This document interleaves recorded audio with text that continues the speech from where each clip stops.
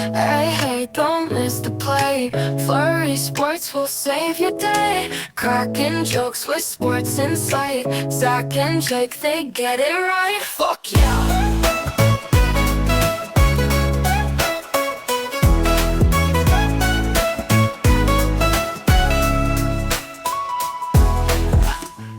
Welcome back to the Flurry Sports Podcast. I am Zach Bruner, and Jake is on his honeymoon this week and next week. Good for him. Enjoying the terrible, terrible people of Paris, France. And we'll be talking a little bit about France today. Luke Reimer is with me. And while it's never good that Jake's out of town, it's probably as good of a week as it could have been because NBA is starting this week. And when Luke comes on, we get to talk a little bit about basketball, and he will catch us up on what to actually care about. We'll start with a little bit of football, but most of this is going to be basketball. I will start by saying Luke wrote, I think it's about a 6,000 word article on flurrysports.org. You can go check it out right now, detailing his predictions for the entire NBA season. Definitely go show that some love, share it wherever you can, because I can only assume he spent a while on it. A couple days. Right? Yeah, like a lot of words in there. Mm-hmm. I can only imagine, and a lot of predictions. It's not like you just wrote up whatever, like everything. You put thought into it. Right. Honestly, if you are a basketball fan or like me, like I was a diehard basketball fan, have not really paid attention for the past at least 5 years, I would say. I was like, my last clear memory is TJ Warren going crazy in the bubble. Yep. That's probably where I'm at. Like just reading some of the names, looking at some of the people, if they rose to stardom or to relevancy over the past, let's just say like 3 years, I really don't know who they even are. So this will be a good conversation. Yeah. Just before we get into football here, you are correct for not caring about the NBA for the last 4 years. I think that's kind of a lot of people's on point of view. And I don't disagree. I'm a basketball fan. The NBA has always been my number one thing. So I think I'm kind of in a sect of that, I guess I would say. NBA is by far the worst run organization out of the four sports. I'm not a hockey guy. I know the people who watch hockey love hockey, and the people who don't watch hockey don't really know about it. So I assume hockey is run great. Football is just a monster. And baseball, I think baseball is, at least these playoffs, it kind of feels like more people are watching than normal. Maybe just because I'm a Brewer fan and I've talked to Brewer fans about it. But I think, the NBA is behind baseball, which is not a great thing. No, and they're trending in different directions. Yes. Like very clearly. While I'm not a huge fan of the NBA, at least lately, it used to be arguably my favorite league, actually. But while I don't love the NBA, I love, or rather hate, authority. So I like to do things differently than what people in positions of power say. And Adam Silver does not want us watching basketball. Yep. That's the commissioner of the NBA. So guess what? I'm picking up NBA once again this season. Yeah. So as a screw you to the commissioner of the NBA, unfortunately, I will be watching your product. And Luke is going to make sure I know what actually matters today. And you. Yeah. Essentially. Last thing, 2000s NBA is like the greatest thing that's ever been put out in entertainment.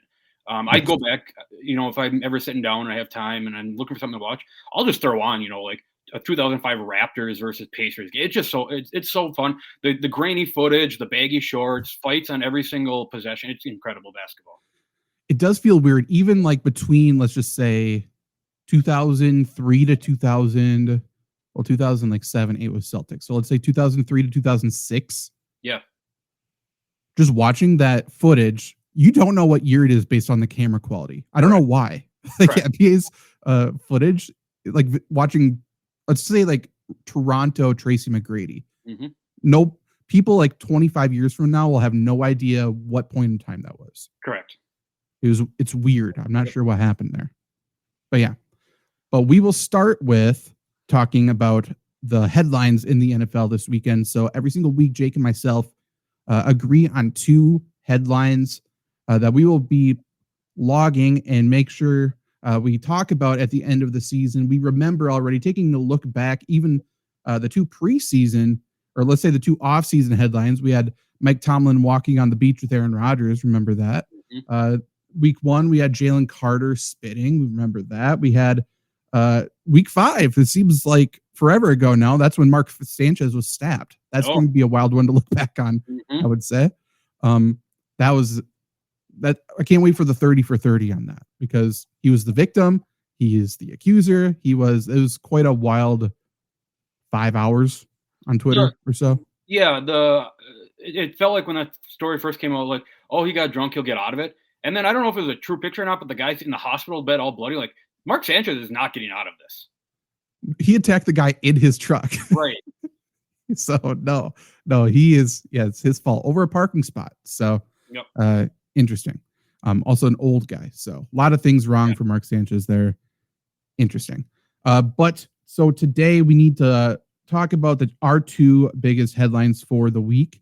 And, we'll just throw out our ideas and we just got to agree on two.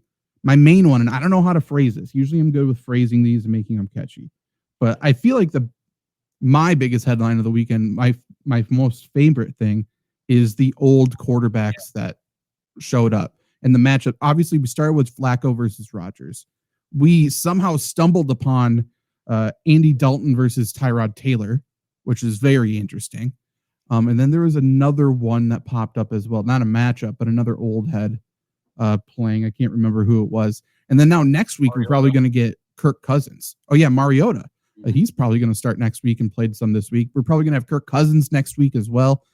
So I feel like it was like a throwback Thursday of a week with the quarterback matchups. And it honestly resulted in some of the most fun football, I think. Yeah. So my number one was going to be Grandpa Week is what I called it. Grandpa Week. That's fine. Yeah. It's surprising that Thursday Night Football wasn't the oldest combined quarterback age. Yeah. Then, I thought the same thing. And then you're like, oh, yeah, Brady kind of played till he was like 600 years old. Right. The oldest is Tom Brady versus Drew Brees, which makes sense. It is funny looking at that list that like 4 of the spots include Brady and like 3 of the spots include Rodgers. Yeah. Do you think, now that we're going down, Rodgers is playing really good football? Sure is. I'm almost wondering if this isn't his last year. Yeah. Yeah. Maybe it's wishful thinking, but he's playing good. He's playing good football. At some point, when does Rodgers say, and this is how much of a psychopath Rodgers is, right? 41 years old, like the whole last 3 years have just been everybody just shitting on him and him like going off to Peru and doing ayahuasca and hanging out with like, it feels like Amazon locals down there. And then he comes back, and has there been one like even story about Aaron Rodgers this year? He's just out slinging the ball for Mike Tomlin. He's out winning games. And now I know that, Cincinnati beat him last week, but that Rodgers looked awesome in that game. Rodgers looked awesome all year.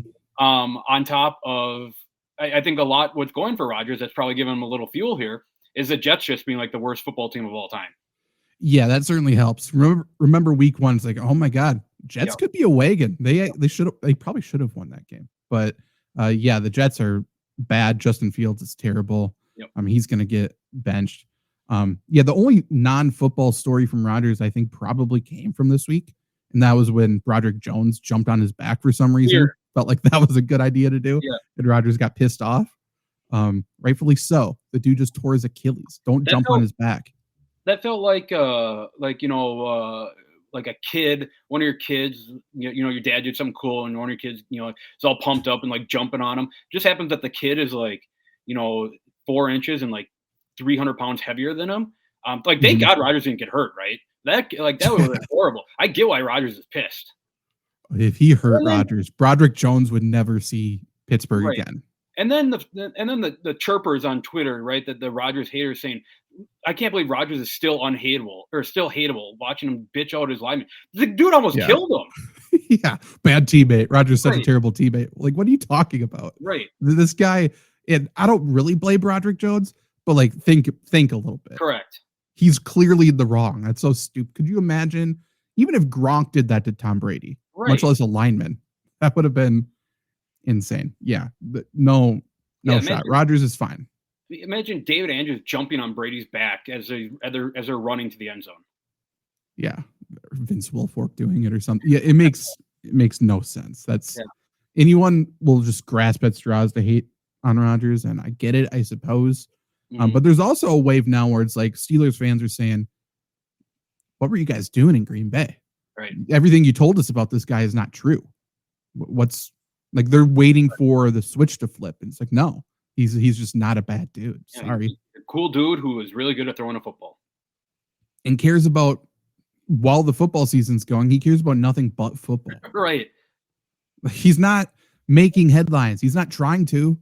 He went and talked to Pat McAfee, and then, he got set up a little bit by him, I think. But even still, like, he was just saying, he was answering questions that were asked to him. Yep. And they were like, oh, why'd you share your thoughts about that? I don't know. He answered a question. Right. LeBron even gets a little bit of that. Even though I can't stand LeBron, he's my least favorite athlete in the world. But like the whole shut up and dribble thing, it's like, then don't talk to him. Correct. If you don't want to know, same with Shedeur now. I don't want to hear what a third string quarterback has to say. Then don't ask. Right. Crazy. Just, yeah. It's the Eric Andre tweet, right? Of him shooting himself and saying, oh, they caused the problem. And the meme is just them is the shooter. Yeah. 100%. Okay. So Grandpa Week is for sure one of our headlines. The only other thing I really wrote down, and I don't know if it's a big headline, I just think it's cool to mention, that Broncos game. Incredible. Obviously, the Broncos came back and beat the Giants. Second most fourth quarter points scored in NFL history to come back and win. They scored 33 in the fourth quarter. That's insane. But it was on Demaryius Thomas Day. Demaryius Thomas died when he was 33. Giants were kicking an extra point after a touchdown to score their 33rd point. He missed it. Broncos got the ball back after the kickoff with 33 seconds left. Broncos drive the field, hit the game-winning field goal to score 33 points and beat the Giants 33-32. So that was coincidental. It was a sign. It was something. I don't know. I thought it was cool. And I also love Demaryius Thomas. So I'm glad that happened on his day too. Yeah, it's a cool thing, right? When I guess kind of a franchise, not that someone dying is cool, but when a franchise legend is kind of remembered, right? And then the team kind of rallies around him. A couple years back, the guy for the Los Angeles Angels, of course, now I'm forgetting his name. He died of an overdose or something. And then the day they honored him, the Angels threw a no-hitter, a combined no-hitter, which is, it's cool things like that. It always feels like there's something, not that he died, but like when the game after DeMar Hamlin, when Nyheim Hines returned the kick for a touchdown, opened the game, just cool shit like that. Yeah. Tonight, I mean, we'll see what Tampa Bay does with Doug Martin randomly dying.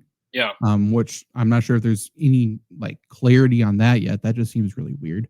But I wonder if they talk about that or if it's a too soon situation. But certainly interesting. Tampa is definitely trending in that right direction too. Everybody was supposed to be out. Now everybody's playing. Interesting for Baker Mayfield there.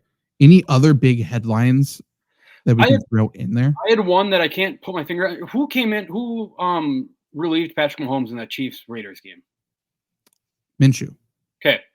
So we had 1, 2, 3, 4, 5 former Eagles quarterbacks play this week. Former on the Eagles, 4 or 5. Who? Jalen so we got Minshew, Hurts, Kenny Pickett with the Raiders. It's true, yeah. Hold on, I gotta pull this up. I just had it. Trying to think. Oh, Wentz. Carson Wentz. And that might be it. Maybe somebody else. Mariota? Did he play for the Eagles? Maybe. I probably should have did my research on it before I brought this up. I'm not sure. Maybe. I know there's a lot of weird quarterback stuff this year, and it's just because of injuries. But like, I think a third of the league, or maybe a half the league or something, again, don't have the right stats, so maybe can't use it, was starting a quarterback who wasn't drafted by them, which is also weird. And then, I mean, there's a lot of backups playing right now, obviously, as well. That's weird. Another big storyline, and, we come to this point every single season of the Flurry Sports podcast, too, so maybe we document it. Chiefs are the Chiefs again. Yeah, for sure. Like, this is the first time they've had Rashee Rice, Xavier Worthy, Marquise Brown on the field together. It's like, This is what they imagine. Yep. Okay, good. And I think they're the Super Bowl favorites now. They have to be. Stupid. Yeah. I mean, like, even in the betting odds, I think they took it over. I know Mahomes is the MVP favorite. Right. that first touchdown to Rashee Rice was the most obvious thing that was going to happen in like NFL history. Yep. You see him get down to the goal line. We see it all the time, right? They throw Travis Kelce just a quick screen and let him run. You as soon as Rashee Rice turned to go in motion, like this is an easy Rashee Rice touchdown. Yeah, and the second most obvious thing was that them going on fourth down. Yeah, when Mahomes was acting that out. When they do that shit all the time, he's not a good actor. I'm not sure why they fall for that stuff. Them going for it on fourth down when Tony Romo said they're not going for this on fourth down. Yeah. I hate Tony Romo, and he had a very much a Tony Romo game where he was just belligerent pretty much the entire time. But his reaction to that was really funny. Yep. He was just a football fan in that moment. And they got him, which is awesome. I wonder how many people like Tony Romo, because when he came on, he was the number one guy, right? I don't know if anyone's, outside of like just being a bad person, if anyone's like done a 180 more on an announcer. Right. Yeah, unless anyone had any high hopes for Jason Witten coming in. He was just bad. Oh, yeah, I guess nobody really liked him. Booger, nobody really liked off the bat. No, they did Booger dirty too. Correct. The Booger Mobile and stuff like that. It was just stupid. Yeah. Yeah. Aside from being like a terrible person, I'm not sure. Like, I know people used to like Collinsworth, but that's kind of been like a slow burn to where people are just kind of annoyed with him. Yeah, I would say more than annoyed. People are done with Collinsworth, and rightfully so. Yeah. Maybe Mike Tirico, he's so good, man. I'm hit or miss with Tirico. Sometimes I love him. Sometimes I'm like, this guy is just a nerd, and he just doesn't vibe with me. Maybe, yeah. So he did the classic. The guy, was it 2 weeks ago, the Sunday night, where the fan caught the pass and he ran into and Tirico called that. Like, that's just stolen out of Kevin Harlan's playbook. But that hits every time someone calls a fan doing something. Oh, see, I didn't like it because I'm like, he's just trying to be Harlan. Maybe I didn't like it, but I mean I think that's a me problem.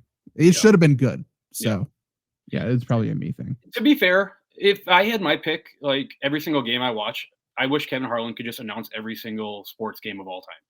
He's incredible. He's the best. The best. Yeah. We should do ranking show or something off season. We can do a power rankings of commentators or something. We should do that for the Olympics. We should just create a super team and have like Gruden and analyze like figure skating and shit. Mm-hmm. Like, it's incredible to have like all of our football people on that. It would be the best. Did you see the clip of Gruden listening to NBA YoungBoy and telling him that so that Gruden's assistant comes in and goes, "What are you listening to?" And Gruden goes, "NBA YoungBoy. Will Howard put me onto it." So good. I did not see that. Yeah. I love Gruden. He better get back into coaching. He's the absolute greatest. Or at least put him back in a booth. Right. At some point, I want to create a ranking of like just the best like football like personality guys. And I think I mentioned before where Harbaugh is probably like close to the top of that list. It has to be Gruden as the number one guy. Yeah, he's just a cartoon with everything he does. Yep.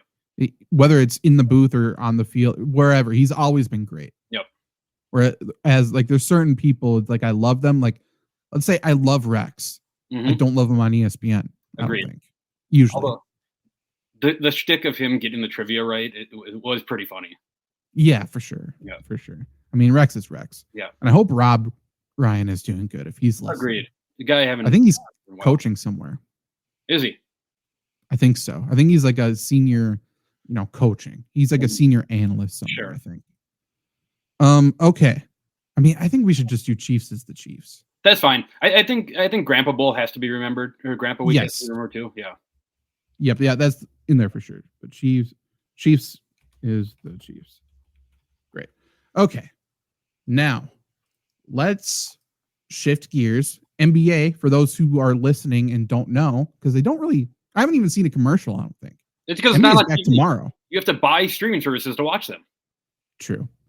I will say, they keep popping up as advertisements when I'm watching these streaming services.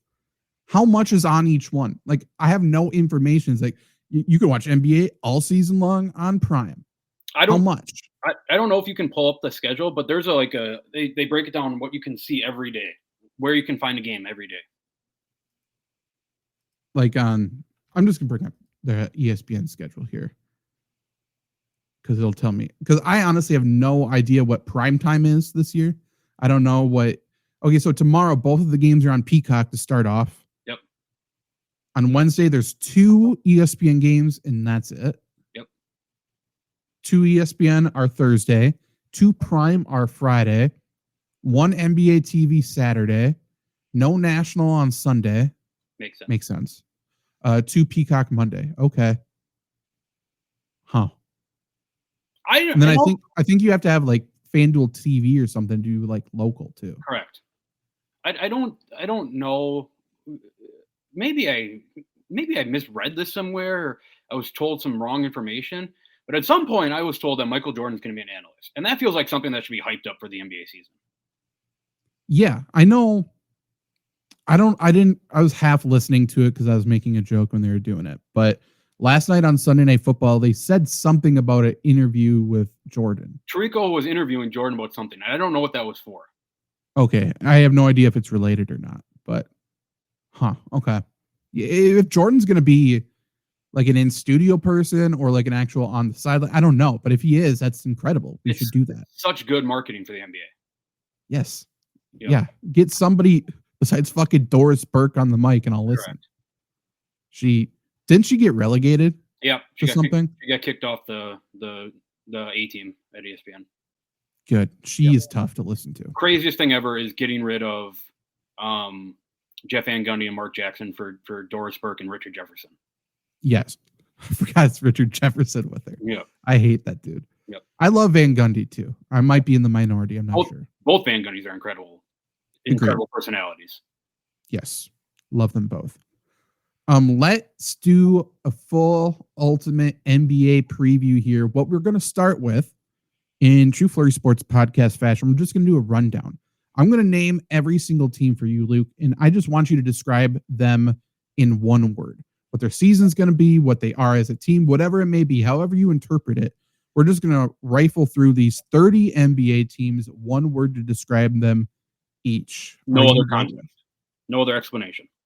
No, okay. I just need one name. Okay, ready? Yep. Okay, hold on, because I got them all mixed up here, so it might take me a second because I have what I have written down here. Okay.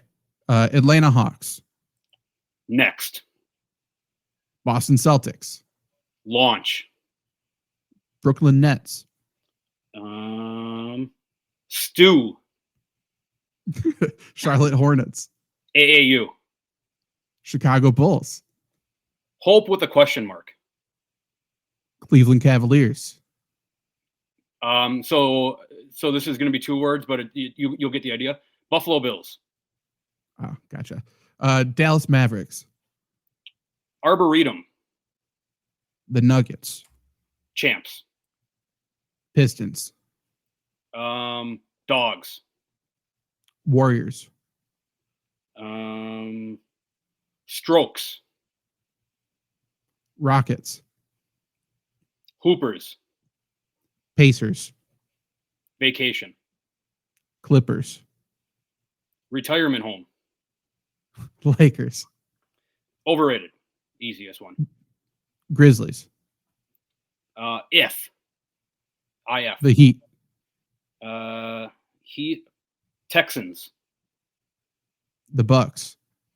Catastrophic. Timberwolves. Ant. Pelicans. Beef. Knicks. Back. Thunder. LOB in reference to the 2013 Seattle Seahawks defense. Oh, okay. Magic. Crossroads. 76ers. 500. Suns. Unorganized. The Blazers. Chauncey. Kings. Nightmare. Spurs. Holes. Jazz. Waiting. And then the Wizards. Process. Okay. See what you did with a few of them there. Yep. Is there any you want to expand on to start? Let's start with that. I can give you like a quick rundown, I guess. Like I guess I'll talk about the Bucks just because Bucks fan. Like catastrophic. This is a very catastrophic year for him. This is not a good team. I don't know. Like Jimmy Haslam, who's the owner of the Cleveland Browns, bought ownership into the Bucks, and it's been like horrible since. And it's like they're starting to run this team like it's the Cleveland Browns. I don't Giannis. So I think Giannis has probably his best year of his career. There's not really anyone else to kind of help him other than Miles Turner. But is Miles Turner a number 2 option? Probably not. So can Giannis score 35 a game on 60% shooting? Absolutely. But what does that give the Bucks? A 6 seed and a first round loss for the 4th straight year, 5th straight year. So Bucks lose, I think, is catastrophic. I think as much as I want to keep Giannis, I wouldn't be mad if they got rid of him to get some of that draft compensation back. Zach, did you see this? That the Bucks last 11 draft picks or the last 11 drafts, the Bucks have not signed their draft pick to a second contract. The last player they signed to a second contract was Giannis. Really? They've just been the worst drafting team ever. I guess. Yeah, the last hyped up draft pick I feel like was Thon Maker. Love Thon Maker. Great AAU mixtape, man. That was awesome. Oh yeah, for sure. So I can go on a pedestal about the Bucks, but I don't think things are definitely not trending in the right direction. Do they have the picks right now to make trades mid-season, or are they completely screwed? Not trades for anything that's going to go out and win you a championship. Okay. They traded for Kyle Kuzma. They traded AJ Right. Johnson, who I like, and Chris Middleton for Kyle Kuzma, who's not even going to start for him this year. Right. Yeah, that was just a bad trade for everybody. Right. It was just stupid. Yeah. Yeah, I guess that makes me sad. Yeah. We need. Yeah. Here's the thing, and because you say that, I'm mostly a T-Wolves fan, but I'm a Bucks fan. They're not rivals like we've talked about before, so I like them both. You're talking about how terrible they are at drafting. It's okay, cool. What are we going to get for Giannis? Draft picks? I know. Great. Fantastic. I know. Can't wait. So yeah, so as a diehard Giannis and a guy he gave it's been the best Bucks era in their history. You want to see Giannis retire with the Bucks, but if they move on, you have to okay, that I see it. Is there any belief from Bucks fans that Doc could turn some of these no names into no, everyone's out on Doc? Doc, he just doesn't there's no chance for any young guys to play with Doc. It's all 30-year-old guys who shoot 35% from the field. You kind of have to play young guys though, no? That's the thought, but when you have when you bring in a Kyle Kuzma, you bring in a Gary Trent, you bring in Gary Harris. These aren't guys that win championships. Gary Harris. Yeah, they're just guys they're guys that we're going to be in 50 years talking to our grandkids. Gary Harris, yeah, he had one good year and then nothing after. Yeah. Well, that's good. It's a very middle of the pack team that has one really good player. It kind of feels like a 2016 Packers team. But in the NBA, it's NFL. I think you can get a little bit away with having the good quarterback. NBA, there's just so many more guys, so many more impact players, I should say. Right. What we could do if we are bad mid-season, I just think we recreate that Badgers team. I know Nigel Hayes will come. Sam Decker's just had a kid. He's not doing anything. Frank lit it up in the preseason. He's still balling. Right. Not Get the him same in there. Not the same team, but the Herd just signed Johnny Davis. I did see that. Yeah, Johnny Davis is there. We got, different Badgers team. We got Brad Davison back in state though. Right. True. For whatever that's worth. Need some defensive guys. Hey. He used to play quarterback too. I'm not sure if you heard that before. And that must be why he's so tough on the court. Yeah, 100%, 100%. Baxter in the chat though. Baxter. You said nightmare for the Kings. He said that about sums it up. Yep. Want to talk about that? Kings, Dennis Schroeder, DeMar DeRozan, Westbrook. Russell Westbrook, Zach LaVine. So that's just 4 chuckers. I like Zach LaVine. I like DeMar DeRozan. Whoever has the ball in their hand when it comes down the court, that shot is going up, and they all shoot about 33 to 38% from they shoot so many shots. Domantas Sabonis the only good player there. That's why spoiler alert on my article. He's going to lead the league in rebounding just because he's going to get so many offensive rebounds. It's just brick after brick after brick. Not only are they chucking up shots. None of them can hit threes either. It's all mid range. Correct. They're playing 90s basketball in 2025. Who's their coach? Doug Christie, maybe. Doug Christie's there now. Either he's either the coach or their GM. Interesting. NBA coaches. That's one of the things where it's like, I'm not sure if I can name 10 at this point, like where they are. Agreed. You mentioned in your article, so go read this article on FlurrySports.org. Again, Luke wrote about 6,000 words predicting the NBA season down to the exact record for every single team. So definitely go check that out. You mentioned Adelman as a coach somewhere. Mm-hmm. One, where? And two, is that Rick Adelman's son? Yeah, David Adelman. So he's at Denver, who fired Mike Malone with like 1 week left of the year. Malone got fired. Is Malone anywhere? No. That feels weird. Okay. So this is a guy that when the Bucks inevitably start, 7 and 12, they fire Doc Rivers and bring in Mike Malone. Don't hate that. I like Mike Malone. Yeah, he's a dog, man. He gets into people's asses. It's awesome. Thibodeau didn't sign anywhere, right? No. That's the Bucks hire. Yeah, correct. For sure. I hate that. That's for sure the Bucks hire. Yeah. Shout out, and the Kings just recently got rid of Mike Brown. Shout out Mike Brown. He's at the Knicks or no? He's at the Knicks, and I think that he's a much better coach for that Knicks team than Tom Thibodeau is. I mean, we know what Thibodeau is. It's the same thing everywhere. Yeah. He's going to be great in the regular season. He's going to run his guys into the ground. Yeah. I mean, it's Rick Pitino in college basketball. It's Tom Izzo in college. They run guys too hard. Yeah.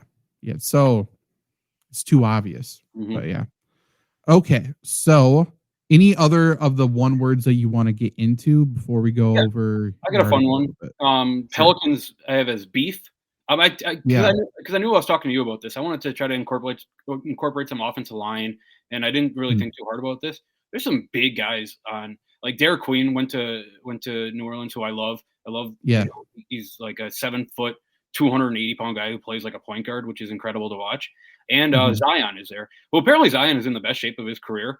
And I'm the guy who don't even tell me that. I'm a guy who fully buys into every single Zion hype that I ever see. Because when he's on the court, he is awesome. Sure. Yeah. And when he's off the court, he's awesome too, just in a different way. Yep. He's great. Yep. So is Queen starting alongside him? I don't think so. I think it might be a while before Queen starts, if he ever starts. They have Yves Missy down there, who's not a name that anybody should know. But he's a 8 and 10 guy who's not going to do anything for New Orleans. Sure. Okay. Yeah, I like Derek Queen though. He was great. March Madness last year. Yep. The other one that you would like is, we talked about it on last week a little bit, was Utah Jazz. I have waiting because what the Utah Jazz are doing does not make any sense at all. Like, they're not trading Lauri Markkanen, who has like incredible value, to get onto a championship contender team. And they're like using, like, Ace Bailey's a fine draft pick. He didn't want to go there. The Jazz didn't want him. He didn't want to be at the Jazz. And Walter Clayton is awesome. I don't know how much he helps them in the short run here. I'm done waiting because Danny Ainge is a GM, and Danny Ainge has got something up his sleeve. I'm letting that man cook. I'm waiting to see what he's cooking up here. Yeah, he's always got a plan. He's going to make a splash. That's interesting that they're not trading away somebody. That means, hey, they're going to trade back for Kelly Olynyk. I think he's not there anymore, and they're going to make a run. Kevin Love's there this year. Really? Yeah. Just making the whitest team around Ace Bailey? Yeah. It's the craziest thing ever. Has there been any, so obviously pre-draft, Ace Bailey was like, supposedly, or maybe it was just his agent said, not going to play there. Don't draft me, not going to play there. Has there been anything like after he was drafted? Have they said like, oh, nope, just kidding? Nope. No. Okay. It was just like Danny Ainge, I'm going to call your bluff and I'm going to take you. There's nothing you can do about it. Love that from Danny Ainge. Yeah. Something's going to happen there. That's what I'm saying. He's cooking something. Something's going on here in Utah.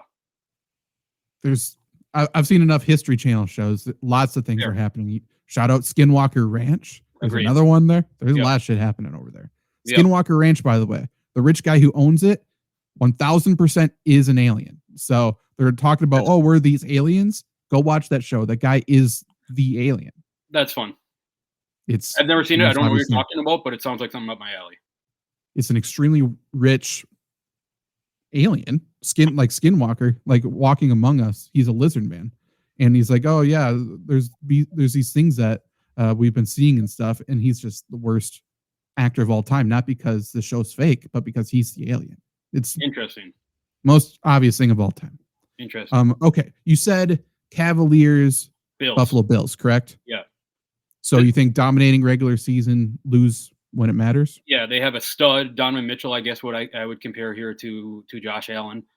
They have, the defense that the Bills kind of put up every year, where it's a solid defense that, is going to win them some games if their star player is not playing up to his full capacity. They're never going to make it out of the East. Like they don't have the killer guy. That's what Donovan Mitchell does. He just loses in the playoffs, which I'm a Donovan Mitchell guy. I love Donovan Mitchell, actually.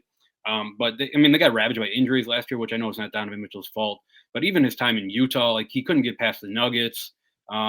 He's like the Cavs, I think, finished top in the East, but I don't think anyone thinks that the Cavs are the best team in the East, right?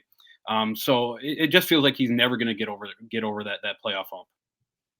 So again, I've been tuned out of the NBA for the past several years. I feel like when last time I was tuning in, Darius Garland was like the high.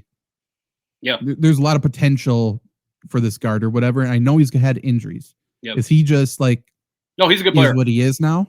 No, yeah, he's probably when we're making the All-Star game, he's probably the guy who's going to sit at like the 12th, 13th, 14th, 15th, 16th pick in there to be on the East All-Star team. Awesome two-way guy. He can score, he can pass, but he's never going to be a number one option on Cleveland. I like him on Cleveland for like that's the best team that Cleveland's going to make to win a championship. But for him, he needs to be the star player somewhere. I think he's good enough to be a star player somewhere. Okay. Last Cavs question: is Chetty Osman still there? Not that I believe. Okay, that sucks. Yeah, I'm gonna get back into NBA DFS potentially. And stud DFS. Yeah, he's always a baseline salary guy who's gonna get enough stats for me. Like 3,600 every time you put him in, and then he gives you 28 points. Yeah, 100%. Most obvious play of all time. Yep. The other football one that I had for you, because mixing in some football talk here. The Heat as the Texans is kind of I don't know if this is right or not. This is probably a little bit of a reach. Awesome defense, not great on offense. Sure. And I assume much worse without Tyler Hero. Correct. I mean, who's out for like 3 months. Is number one scorer. Which Wiggins is there. I like Andrew Wiggins, but he's another. He would be great on the Sacramento Kings. Yeah, I'm not a Wiggins guy, but that's because I'm a T-Wolves guy. So fair. I've seen too much of Andrew Wiggins. I know what he is. Fair. Who's like? Is he's the number 2 there after Hero? Yeah, and I assume Hero probably comes off the bench too this year. Oh, really? Yeah. Okay. Yeah, I'm not sure if I can name I know there's someone named like Jaquez or something on the Heat. I'm not sure if I know anybody. Bam Adebayo. I know Bam. Yeah, Bam's going to be the number one guy for them. Sure. Okay. Yeah, the Heat are. I don't know. The other one that's kind of fun is I'm gonna list you that a possible starting lineup for them. I have retirement home as the Clippers. That's not necessarily a bad thing. It's just that they have a lot of old guys. Like they have a potential starting lineup this year of Chris Paul, James Harden, Bradley Beal, Kawhi, Brook Beal's there. I love that. I didn't know Brook went there too. Okay. Yeah, with Nick Batum probably mixing in there every now and then. Yeah, for sure. Yeah. Okay. I like that. I'm not. I'm not even gonna say I'm not a huge Chris Paul guy. I hate Chris Paul. Agreed. But that's interesting. Beal went there, huh? Did he sign cheap or is he cheap, still overpaid? Like on a minimum? Good. The issue, like Phoenix couldn't trade him because he had a no trade clause last year. So just give him $120 million to do nothing, and then finally the year's over, like get out, and then just sign a minimum with the Clippers. I like that. Yeah. Clipper, okay, so who is Tyronn Lue there? Yeah. Okay. They'll be good. Yeah. They'll be around. Yeah. Yeah. I think they finish as a top 5 seed. I think they get like waxed in the playoffs because they're just too old, but which is kind of contradictory to the next team I'm going to talk about, and then we can move on. I got one more team. We'll talk about your team, then we'll do your predictions in terms of like top 8, and how you think the season's going to play out. Because we were just on the Clippers. Is Paul George playing this year for Philly? And is Embiid healthy? So that's part of the reason why you put 5. That's why I put 500, right? Like if they They could go 500. I think they go 500. If they go 20 games over 500, I can see it. If they go 20 games lower than 500, I can see it. It's all about health, Sure. you know. I don't know that Joel Embiid ever plays more than maybe like 50 games a year moving forward. Like I think he's just going to want to Kawhi Leonard, load management. Mhm. And I think we've seen the best of. I think we've seen what we've seen out of Paul George. Is Tyrese Maxey? Is Stud. he's actually legit? Yeah, I assume he's going to be fine. Come back after the injury, but yeah, he had a 50-point game a couple years ago. He's a hooper. Yeah. Because he came out of nowhere, right? Like that's my basic memory of him. It's like, yeah, and I thought he was just going to get replaced, but all of a sudden he's like the guy there. So he's kind of fits into that mold of no matter who they are, even if they're not really good in college. I guess it might have changed now that Calipari's not there, but you just always take a Kentucky guard. They're always going to be good. Sure. I mean, yeah, fair. Very fair. So Where's Calipari now? Arkansas. Yep. Okay. Who's your last team? Yeah, I was just talking shit about the Clippers for being old, that they're going to like run out of steam. The Warriors have the oldest starting lineup this year. Sure. And I love the Warriors. I love Steph Curry. I love Draymond Green. I love Jimmy Butler. Same. I think they win a series in the playoffs. Who's their big man? Al Horford is going to start for them. Oh, yeah. Not an Al Horford guy, but okay. I'm not an Al Horford guy either, but I'm a Warriors guy, so I might have to be an Al Horford guy. They'll get somebody else midseason. That seems like something they'll do. Yeah, I love Jimmy, though. Yeah. Jimmy Butler might be the best thing to happen to NBA basketball like since Jordan left. And it doesn't get talked about a lot. He's just a storyline machine. Correct. Everywhere he goes. Draymond is too, for better or worse. He's great. And so that might like those are like three. If you're picking like here's the best thing that happened since Michael Jordan left in terms of just like basketball, like just entertaining basketball, it's Steph Curry for sure. It's Draymond Green being like the most hated player of all time. And then it's Jimmy Butler just being the biggest asshole of all time, but being so fucking good in the playoffs. Insane. It's a completely different player. Bubble Jimmy is Incredible. one of the greatest of all time. Yeah. Him in his interview with Aaron Andrews. Mm-hmm. Practicing dribbling in his hotel room. Just so good. Just getting better. Yeah. Obviously. Yeah. Jimmy's the great. Jimmy beating the Timberwolves starting five with the backups is one of the greatest stories of all time. It's the greatest story, like outside of even sport. Like it's just such a good story. He hated him so much that and then to call like the third team, like I have these bums that I just beat with you. It's his own teammates, Didn't he do like a Sports Center interview? That's where he's yeah. So fucking funny. He is so good. Yeah, and I'm not sure if I mean I assume the conspiracy theory. I am very confident he's Michael Jordan's son. Yeah, it's a very big possibility. Yeah, it seems too obvious to not be true. Yep. The most obvious answer is usually the correct one. And Jimmy Butler, maybe that's why Michael Jordan's going to start calling games. He's going to drop a little nugget about that. True. Real okay. quick, one more. For Toronto, I had Canada just because Toronto is in Canada, and I don't really care about the Raptors, and I don't think anybody on earth cares about the Raptors. No. Yeah, not really. I feel like the Raptors are always at least lately, are like a solid team. They're sort of just a nuisance. Yep, though, right? They'll be playing. They'll finish 7-12 somewhere in there with about a 500 to maybe a little bit lower than 500 record. They'll give a team a good series, but they're just not good enough to win. Okay, let's talk about your playoff predictions. And there's one thing. You wrote 6,000 words. You wrote a lot. You did a lot. There's one thing your article is missing that just popped into my mind, and it's pretty much the only thing I care about. So we'll talk about that. Let's talk about that first, actually. Yep. NBA Cup. I know.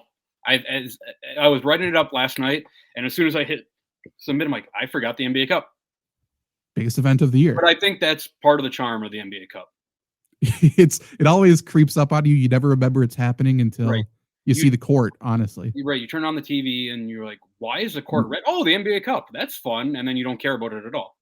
So with it, obviously, there's too many problems with the NBA. Yep. Now that we can't watch games, we can't even watch the fucking NBA Cup shit either. I watch. Like, it's going to be as if it doesn't exist whatsoever. Right. So I follow like every single like NBA Cup to like a T, every game and everything. I still don't really understand how it affects the finals record, like the record at the end of the year. It's just regular games. And then if But, you did well during this couple days a week in the span, then you also get some money. Yeah, but some of them count, some of them don't count, some are exhibition, but you get to play more games than other teams. But that doesn't really feel fair. I think they all count except for the championship game. Which feels like only the championship game should count. I agree. Yeah. Right? Yes. Yeah. Yeah, it makes no sense. And then they had Richard Jefferson explain it to us, telling us you got to watch out for the wild card. I remember that. Like, okay, Rich. Yeah, that I love the NBA Cup for whatever it is. I do too. And I thought they were gonna like debut it, understand like, oh yeah, we dropped the ball in these areas and then perfect it. Completely like, okay, so we got that figured out. Let's just throw that back there. Now let's figure out the rest of our game. You know what'll fix this? Going to 4 all-star teams instead of 2. That's got to be it. We really just got to nail down the all-star. That's the only thing we're focused on. That's insane. That's true. The only changes to the NBA over the past 4 years is just all-star related, and it just gets worse. It's worse. The one this thing year, they're like, let's just put all of our attention. We don't even want you watching anything else but the all-star. So taking it off of TV, we want you all to watch the all-star so you can all submit your ideas because we got to figure this out for next year. Yep. The slam dunk contest is an incredible thing that is, kind of fell off the cliff a little bit. It's kind of working its way back. The 3-point contest is awesome. The skills competition I can do without now. They've nerfed that thing so much. I mean, you used to be able to have to hit a 3, hit a bounce pass, all this stuff. That wasn't a huge target. It was, I think there was a time where Jason Williams couldn't physically make a pass, like a normal bounce pass. But the thing that and I know we talked about this, but the best thing that they took away was the shooting, the skills, where you have the NBA player, the old guy, and the WNBA player. Yes. Hit a layup, a mid-range, a 3.5 quarter. Yes. Like, that's a good thing. Nobody wants to watch the players now. I want to see Dirk come back for Dallas. I want Dirk, Cooper Flagg, and Paige Beckers, Dallas Wings. True. Yeah, that would be perfect. That would get people to watch. Right. I don't need to see Steph Curry do a 3-point shootout against some WNBA player this year. I don't care. Does not matter. Yep. Yeah, dumb. But you know what? Maybe they crack the code this year. Maybe they got to figure it out. And All-Star Game, I think, is in LA. So 2 things I know for sure. 1, Snoop Dogg's going to be there.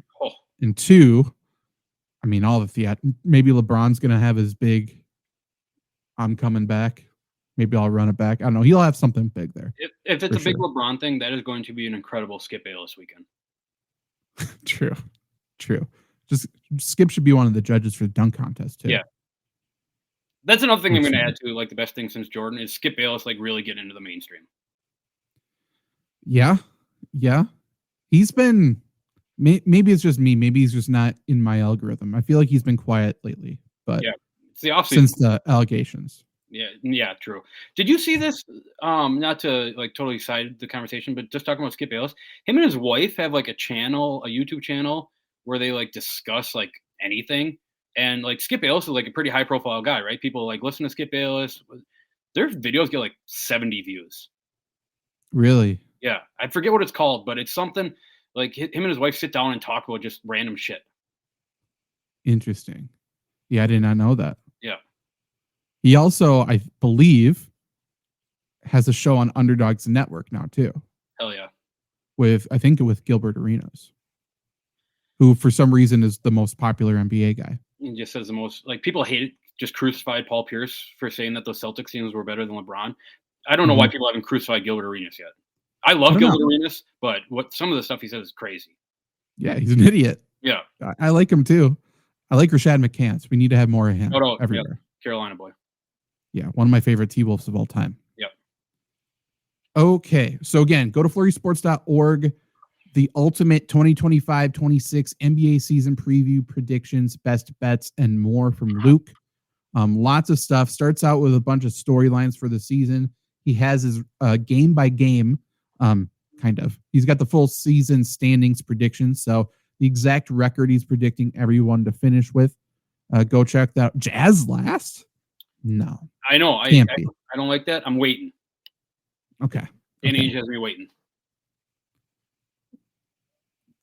I feel like it's got to be Trailblazers, but we'll see. It's going to be funny too when the Jazz finished last and they like end up with a 7th pick again. Kind of like what happens to the Bulls every year. True, unless another Derrick Rose comes around. Right. Okay, so Eastern Conference playoffs. We're just going to go over. I'm going to read who you have as your top 8 seeds, and you can just sort of talk about what you think is going to happen, what your predictions are on the Eastern Conference side. Teams to watch for, players to watch for, who's your favorite, who could be the dark horse potentially. So your top 8 on the East, you have the Cleveland Cavaliers, who you labeled as the Buffalo Bills. You have the Atlanta Hawks, I think is your sleeper team. You got the New York Knicks, Detroit Pistons, Orlando Magic, Milwaukee Bucks, Philadelphia 76ers, and then the Celtics as the 8th seed there. Obviously, more teams make the playoffs technically because of that play-in tournament. But out of that top 8, tell me about it. What do you think is going to happen on this side? I think Cavs we touched base on, right? I think they're a great regular season team. I think they get a matchup with the Boston Celtics, who they're without Tatum this year. Again, nobody's really talking about the NBA offseason, which I understand. Celtics are still a fine team without Tatum. Jaylen Brown's awesome, and they're just going to jack threes, and they're going to hit, there's going to be some games where they're going to hit 20 to 25 threes. So I think they stick in that way. I don't think that's really a sustainable way. You kind of need a go-to guy to take over in the playoffs. I think the Cavs can kind of suffocate them in the first round. I gave them one game just because maybe they hit, they go for a 23-3 game or something. I like Derrick White a lot. I think he's a stud. I don't like him as a Bucks fan, but as a basketball player, he's a stud. He's good. Atlanta Hawks, they're my sleeper team. Quinn Snyder is a dog. He gets right up in your ass. He's scary. Scary dude. Skeleton looking guy. Chris Porzingis is there, who that pick and pop of Trae Young is going to be awesome to watch. They have Jalen Johnson, Wisconsin guy, who's a good, he's a good scorer and defensive guy. They brought in Luke Kennard to kind of run the point, who I think Luke Kennard's like top 5 all time in NBA 3-point shooting percentage quietly. Zachary Richardson is their first pick last year, who everyone said is like the worst first pick in NBA history. He was awesome to end the year. Nobody really watched Hawks basketball, so I get it. And then Dyson Daniels is, I in this article, not that they're the same size, he reminds me of Kawhi Leonard when Kawhi was with the Spurs. Just a long arm freak who just deflects every single ball, throwing like all over the court. Where did he play college? Kentucky. Okay. 3 steals a game last year. First time in 30 years someone got 3 steals a game. That's wild, actually. That's crazy. Porzingis, is the expectation that he can be available? Yeah, he was available last year. I think he played 70-something games last year. Was he? Okay. Yeah. Okay, cool. He's been relatively healthy. Like when Boston won the championship, he was healthy. Last year he was healthy. His body hasn't given up on him yet. Okay. So, see, that's like the type of stuff that I fully checked out for the couple of years because last time I saw Porzingis, it's like, okay, he's never going to be on the court regularly. Yep. I have them over the 76ers in 4 games. Like, again, this is a 60 team. I said 500. Like, I don't know that you're ever going to get any consistency out of Philadelphia. I don't think that they're going to have any cohesion all year because guys are just going to keep coming in and out. I think they're good enough to make the playoffs, but not good enough to win a game in the playoffs. They're also just weirdly terrible on the road usually. Correct. So if they don't have Embiid for enough regular season games, they're not going to have home court advantage. So makes sense. I have the Knicks back. The Knicks are so back, man. And maybe I'm riding into the hype. I think the NBA is a much better place when the New York Knicks are good because that's an incredible fan base. And they're one of the most delusional fan bases, which shout out to them. They've gone through a lot of misery. Like the New York Knicks in the NBA should be what the New York Yankees are in baseball. Like they should just dominate. New York City is just the basketball mecca. I have them beating the Bucks. Again, I talked about the Bucks. The Knicks have an awesome starting lineup. Jalen Brunson's a stud. Josh Hart is awesome. Mikal Bridges is awesome. I'm not a fan of Cat, but he's actually a pretty good basketball player. OG Anunoby's a stud too. They have a stud starting 5, and I think Mike Brown, like I said, is a better coach for them than Thibodeau running them into the ground. Sure. I do think they'll get one though, just because if Giannis plays, it's been the issue with the Bucks in the playoffs. He's such a good player that he can get one by himself.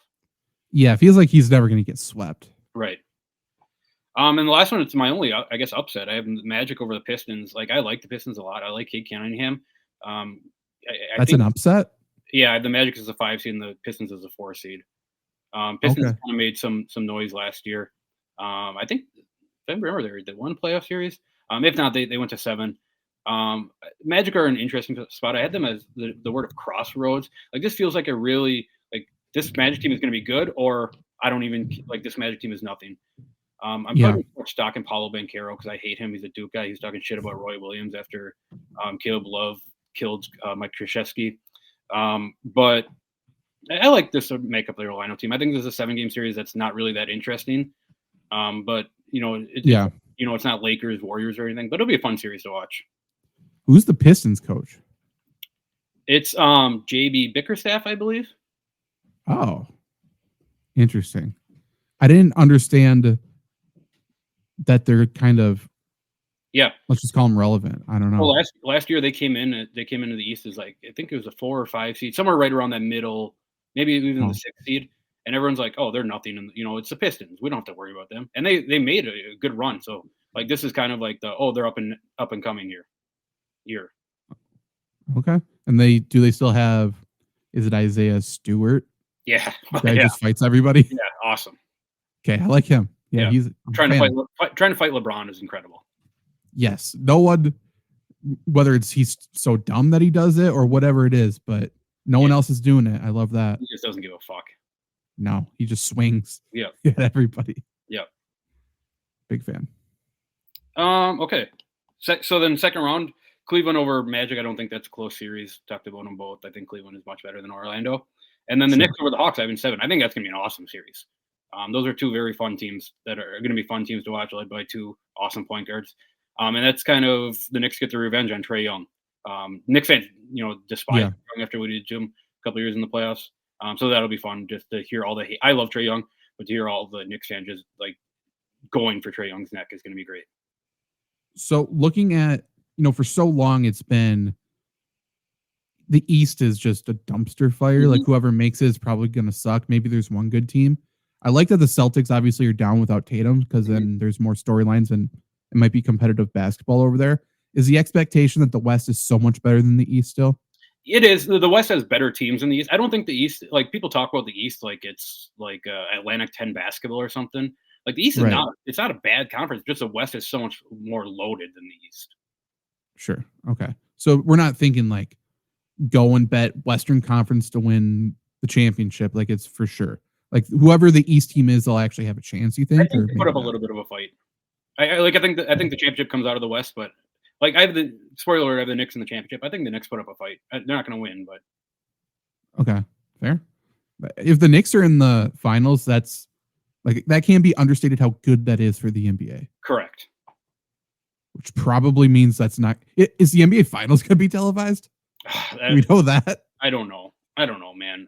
I think it's a day by day basis on how I watch the NBA this year. I just have to figure it out every single day in the morning. It feels like MAC football.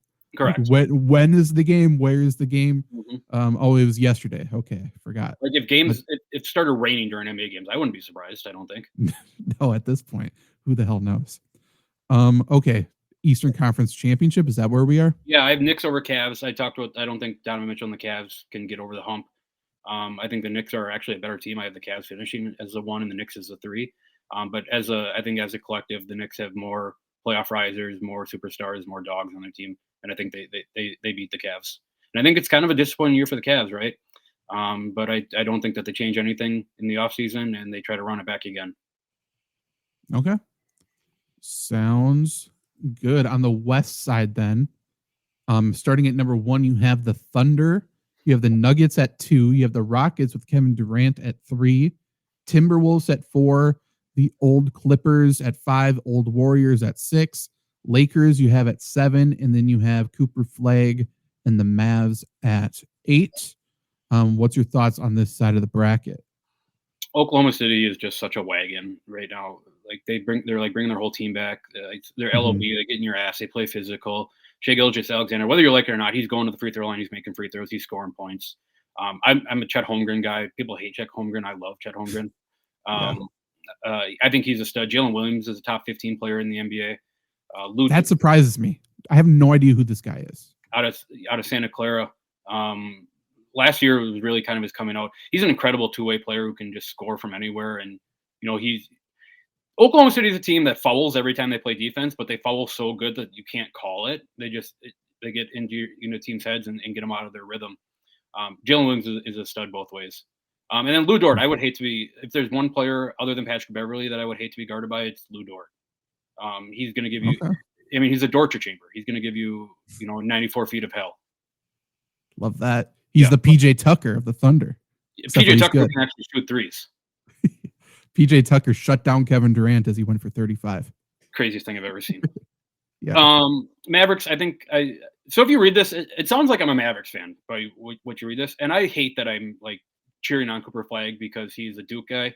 And I hate it. I was a hate watch all year for Duke last year. Cooper Flag is an absolute stud. We talked about it before the draft. I think he's the best ready prospect since LeBron, even more than Victor. He's going to come in. I think he handles the ball a little bit in Kyrie's absence. Him and Anthony Davis are just going to be an incredible defensive duo. And I think that defense gets some, I think they'll probably get Kyrie back before the playoffs. So I think they get some firepower heading into the playoffs. He's expected to be out that long? At least half the year is what I read this morning.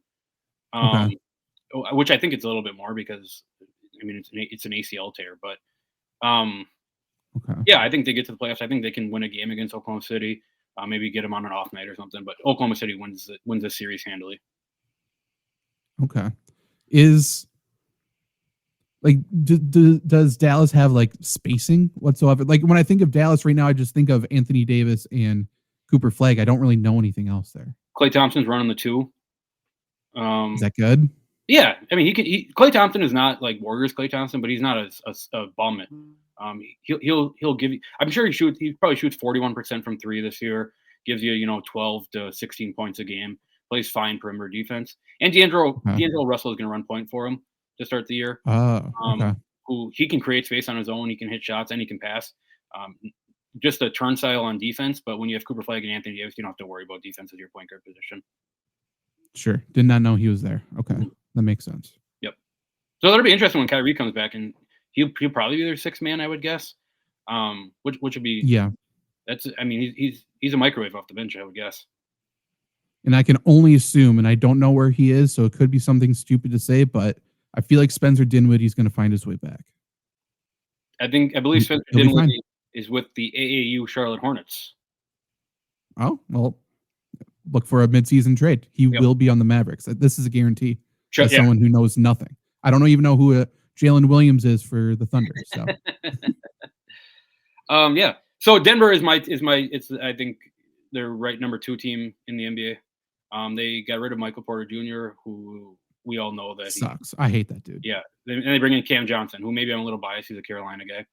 But he can hit threes. He can play defense. The possession is not going to stop in his hands. You can actually get Jokic to do like what Jokic wants, whatever he wants. I have them over the Lakers because I just love seeing Jamal Murray hit big shots on the Lakers. It's one of my favorite things to hate watch.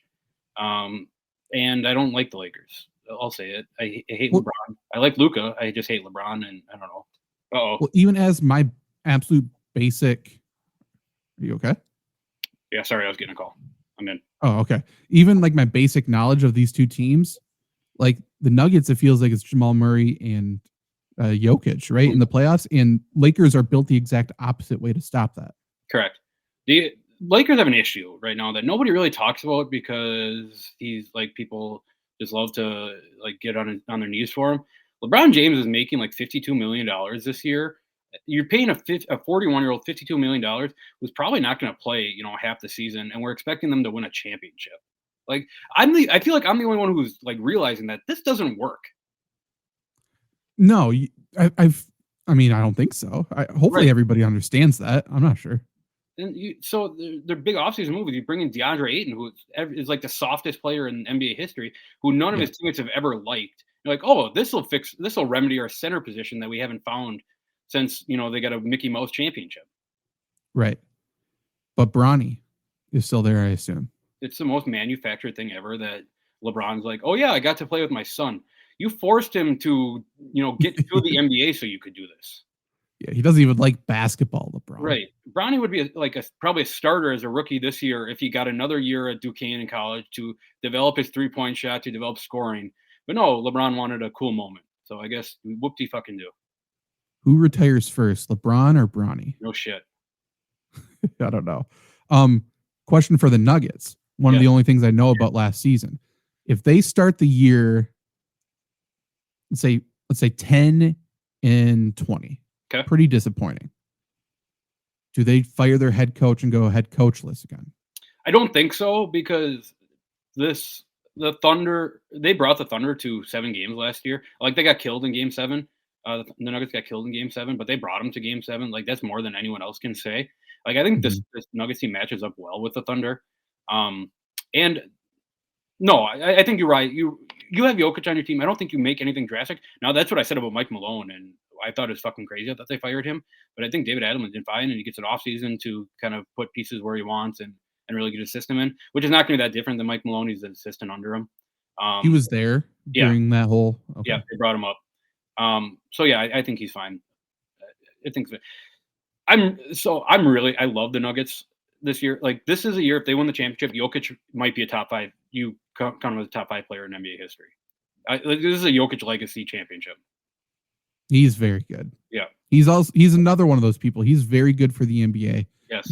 They should poke him more. Correct. Like, make him talk, irritate him, make him disgruntled into a microphone whenever you can. Yep. Which is great. Yep. And start a series. They should be doing Netflix documentaries where it's like Jokic's farm, and have him do like that's what the NBA should do. Yeah. Lean into some of the, like, Jokic has a personality. He's just never going to show it. You got to figure out how to get it out. Jokic loves life when it's not basketball. Correct. I don't think he loves basketball. Correct. It's the end to a mean or whatever. He's making enough money so he can retire and live his life, which is good. That's great. The next series I have is my upset. This is the one that I'm most excited about. This probably doesn't hit, but I talked about how I love the Warriors. I love Steph Curry. He's one of my favorite players of all time. Kevin Durant might be my favorite player that's not a Buck of all time. I have the Warriors upsetting the Rockets. I think Draymond Green can get in anybody's head, and he's already gotten in Kevin Durant's head before. And Amen Thompson, who's a stud for the Rockets, is probably the most athletic guy in the NBA. He's either going to guard Steph or Jimmy Butler, which means the other one is just going to, get free buckets in the playoffs. The Rockets, have you seen their starting lineup? It's 6'7". Kevin Durant's playing the 2 on opening night. Really? Okay. Yeah. 6'7", 6'11", 6'11", 7 foot, 7 foot, or something like that. It's crazy. Amen Thompson is who we talked about. Kevin Durant's playing the 2. Jabari Smith is playing the 3. Sengun is playing the 4, and Steven Adams. I'm sure you're a Steven Adams guy. He's playing. Yeah, he's there. Okay. Interesting. So they're Sengun's a 4? Okay. Sengun is a 5. No, he's a 5. He's a 5 anywhere he plays, but he's going to be at the 4. Okay. Sure. Yeah. Is that why, though? Is it just because that's the roster makeup after injuries and stuff? Or what? So Fred VanVleet tore his ACLs out for the year. So I thought they put Reed Shepherd in, but I think that they want to see a little bit more of him off the bench first. And Amen Thompson can handle the ball, and why not throw Durant at the 2? That's fun. I mean, I like it. I'm sure it'll be matchup specific, but the more we can get Steven Adams on the floor, good. Correct. And another reason I took the Warriors over them, I'm never going to doubt Jimmy Butler in the playoffs. I've done it before, and then I learned real quick, and I will never once again doubt Jimmy Butler. Again, when I tuned out versus now where I'm at now, and I think he just got paid. Kuminga, is he fully good, or is he still just like wait and see? Disgruntled. They paid him. I think he's fine now. Steve Kerr's got this weird thing where he just doesn't play Kuminga in the playoffs. Like, Kuminga is just I think he's an awesome basketball player. He's perfect for the Warriors team. Just get to the hoop, play some good defense, get the rebound, get the ball to Steph, and hit the mid range when Steph is not shooting. Steve Kerr, for whatever reason, didn't play him. Maybe now that he has some money, he'll give him. It's a little bit more incentive to play him. So I'm excited to see that. He'll come off the bench for him, probably their 6th, 7th man. Okay, maybe he just views him as Jason Tatum and he can't play him. It's like Team USA all over again. That was fun. It was very fun. Yep. And maybe Jason Tatum didn't play because he's not the best player. But that's just me. Who knows? Okay, number 4. I'm assuming this is where the T-Wolves are. Yep, Ant. Okay. I decided I don't care anything about the Timberwolves. I like Julius Randle. I like Dante DiVincenzo. I like Jaden McDaniels. Not a Rudy Gobert guy. I think he's still a fine player. I like Anthony Edwards. I'm in love with Anthony Edwards. He's such an incredible basketball player. He's another goal. he's a guy who I think leads the NBA in 3-pointers this year. There's good value on that, like +4 or something. He shot, I think it was like 39% on 12 attempts. That gets, that's been going up every year since his rookie year. That's going to go up to 15 attempts this year shooting threes. It feels like that's a lock for most threes made. He is such a fucking killer. He is so fun to watch. He might be the most fun player in the league to watch. And I'm not a Clippers guy. I'm James Harden. I hate the Clippers. I think they play little brother of the Lakers, and they need to buy into that rather than think that they're better than the Lakers. I like James Harden. I hate Chris Paul. I like Anthony Edwards. Give me the Timberwolves in 5. It's not if the Clippers will lose, it's when, because they have Chris Paul. He's not going to go anywhere. Yep. Another very fun thing about the NBA is Chris Paul versus Scott Foster. Right. Yeah. It never ends well. Yep. For him, at least. Also, T-Wolves have Naz Reid, which love Naz Reid. T-Wolves fans are obsessed with. Yep. Shout out Naz Reid. I still don't fully understand the bit because I haven't tuned in enough, but every Vikings game, there's Naz Reid signs there. Wherever you go, there's a Naz Reid sign. Everybody loves him. So. I don't really understand the bit. If it's about a basketball thing, he's a really good basketball player, but he's not like he's not like a lovable. I don't know. He's a good player. yeah, he's fine. Yeah. Even like non-Minnesota stuff. Every once in a while, you see a Naz Reid sign. Mm-hmm. Yeah, I don't know. Love it. Yeah, I'm for it. Yeah, for sure. Second round, Oklahoma City continues to roll. I think Timberwolves give them a fight, but I think they roll over them. And Nuggets roll over the Warriors. The Warriors are just outmatched. Yeah, at that point. This is the same rematch of the Western Conference Finals last year, right? Correct. Okay. No, Timberwolves beat last year. Did they? Okay. Yeah, so Timberwolves beat who? Timberwolves. Nuggets, obviously? Or no? No, Nuggets Thunder played. Thunder beat the Timberwolves in the conference finals. Right. I mean, to get there. Who did the I'm trying to think. beat? No, was it the Warriors? It might have been the Warriors.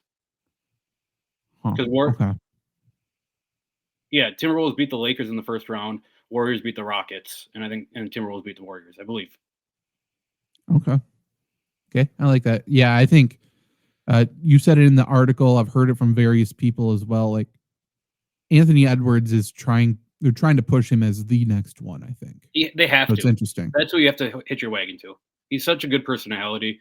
He's an old school personality and a new school player. Yes. I love the interview before the season. He's just said if the game ever gets out of hand, he's just going to try to go for a career high this year. Yeah. That's the mindset change. He's just going to pour it on. Every game's must watch. Yeah, he's an all-time video of him talking shit to Barack Obama about how he's the best player in the NBA. It's great. Yeah. He doesn't care who the hell you are. Every person's an enemy to Anthony Edwards. Yeah, the stone-faced of that he can beat Michael Jordan one-on-one is incredible. Yeah. Beating the Lakers in the playoffs last year and then walking the streets of LA talking shit. Mm-hmm. Great. So good. God, yeah, he's great. We need him and Butler on the same team, but I get it. Yep. And then conference finals, Nuggets over Thunder. I think this has potential to be like one of the greatest playoff series of all time. These are by far the two best teams. Maybe the two best players between Shea and Jokic. But this is, like I said, this is a Jokic legacy season. This is where he really established it. Like, yeah, I am the best center in NBA history. Sure. He's I'm going to ride the back at this point. Yeah. And you said it went to 7 last year between those two? Yeah, but went to 7. I think the Thunder killed 30 balled them in game 7. Okay. Makes sense they would run that back then. It feels like even just outside looking in, it feels like those are the two best teams in the league. Yep. And then championship Nuggets over Knicks in 6. I think Knicks fans kind of get their hearts ripped out. But again, like I said, it's the Nuggets. It's the Nuggets championship to lose for my money. Makes sense. I mean, yeah, I'm actually excited. There's some good teams popping up. It doesn't feel like anyone, though, even saying Thunder and Nuggets are the two best teams. I don't think anyone goes crazy this year. Do you think? No. I don't think it's I think there's parity around the league for the most part. Yeah, I don't think that, I think the craziest thing that we get is the Hawks being good. And again, I don't really think that that's crazy. It's crazy because it's the Atlanta Hawks. When you sit down and look at their team makeup and their coach and, the guy, the kind of what we've seen the last couple of years, it feels like the Hawks are a playoff team. And I think, if things work, that they're a top 3 seed in the East. So if you had to pick one letdown team, I'm just looking at teams projected to miss the playoffs. Would you think Grizzlies? Suns? Yeah. I'm not sure where Grizzlies for sure. Okay. John Morant, I don't think is totally healthy yet. I think he misses. He starts the year. Ty Jerome, there, who was awesome with the Cavs in the playoffs last year, is going to be their sixth man. I think he just went down, and it's going to be it's going to be a month for him to come back. I think the easy answer is Lakers, right? They're just because there's so much hype around them every year, but that kind of feels like a cop out. I guess Milwaukee. I don't have any faith in Milwaukee, but again, it doesn't feel like anyone has any faith in Milwaukee, so I don't know how big of a letdown. Is there any chance there's a midseason Giannis trade if it's bad enough, or no? I don't think so. I think the Bucks don't trade Giannis. They let him go out on how he wants to go out. Sure. I mean, that's not letting him walk, is it? I hope not. Is he still under contract? Yeah. Okay, good. But I mean, we've been doing this dance every single NBA offseason since the first Trump administration, where Giannis is going to leave Milwaukee. It's been like 8 years that same exact story verbatim has been reported. Right. Yeah. I mean, because no one wants him in Milwaukee, because no one wants to go to Milwaukee. Right. Bucks were in the finals, and they're saying Phoenix, Milwaukee is the worst NBA finals of all time. Yeah. Just because of the cities. Yeah, which is I understand it as if a casual is watching, but that was an awesome final. I'm biased because I'm a Bucks fan, but Giannis 50-point game hitting 19 free throws is just incredible. The cities were fine, by the way, and then there's star power still. Two very good basketball cities.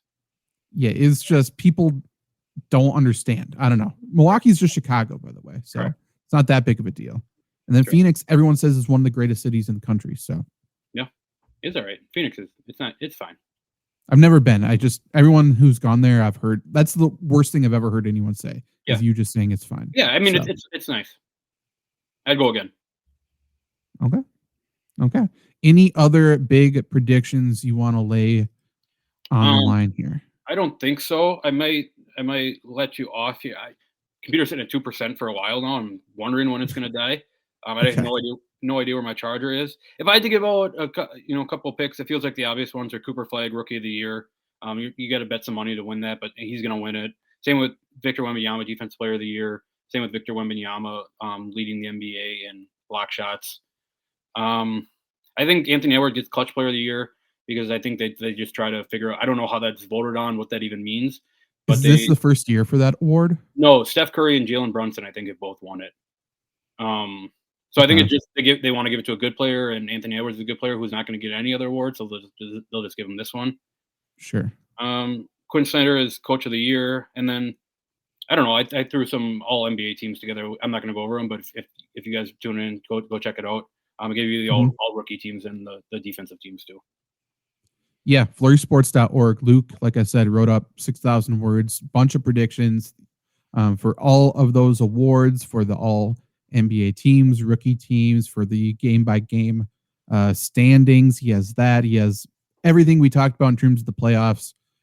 All of his predictions are there, and a few storylines to watch, like the Lakers, like the Hawks, like Cooper Flagg. Obviously, will be spotlighted to start the year. So yeah, definitely go check that out. And I imagine there's going to be more NBA stuff on FlurrySports.org this year too. That's a goal of mine. But real quick, Anthony Edwards led the NBA in three-pointers last year. He's currently plus 415 to lead the NBA in threes this year. That feels weird. So yeah, definitely go bet that. Yep. From everything we know about him too, he's just going to jack up shots this year. Okay. So thank you, Luke, for informing us on the NBA. And we will see you guys next time. And everyone go and try to find an NBA game this week. See if you can find one. Tell me how you find it. Yeah, it's a scavenger hunt. Write down your steps so you don't get lost. And we'll see you next time. Bye. Peace.